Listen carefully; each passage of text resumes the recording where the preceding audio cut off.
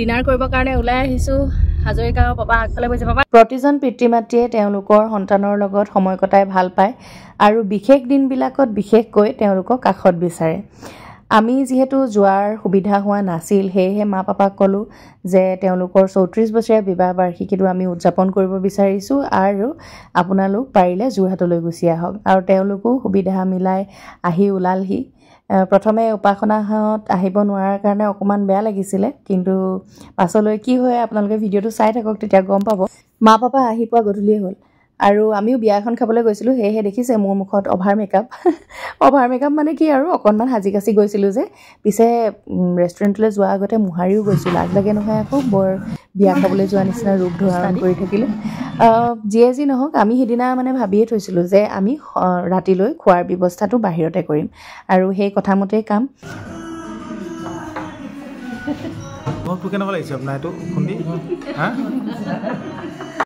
স্বাস্থ্যজনিত কাৰণত পাপাই মা মছলা জাতীয় বস্তু নাখায় আৰু তেওঁ সেয়েহে ভাতৰ যোগাৰটো কৰি দিব পাৰিলে আমিও নিশ্চিন্ত থাকোঁ গতিকে তেনেধৰণৰ মিলাই আমি যোৰহাটৰ ডকাচলৈ গ'লোঁ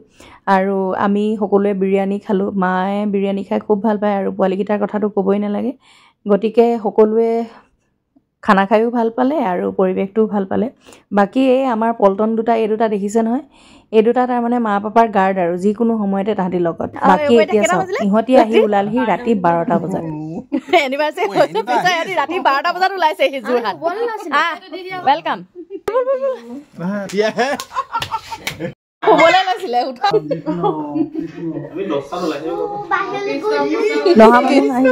তাৰমানে তাহাঁতি নাযাওঁ কৈ আছিলে আৰু পদূলিমুখত হৰ্ণ বজাওঁতেহে আমি গম পাইছোঁ যে তেহেঁতি আহিছে বিশেষকৈ উপাসনাৰ বিয়াৰ কাম চলি আছিলে আৰু সমীৰণৰো বিভিন্ন কাম নিজৰ চলি আছিলে গতিকে আমিও জোৰ কৰা নাই আৰু আহিব নোৱাৰিছে কিন্তু তাহাঁতৰ মনে নামানিলে সেৱা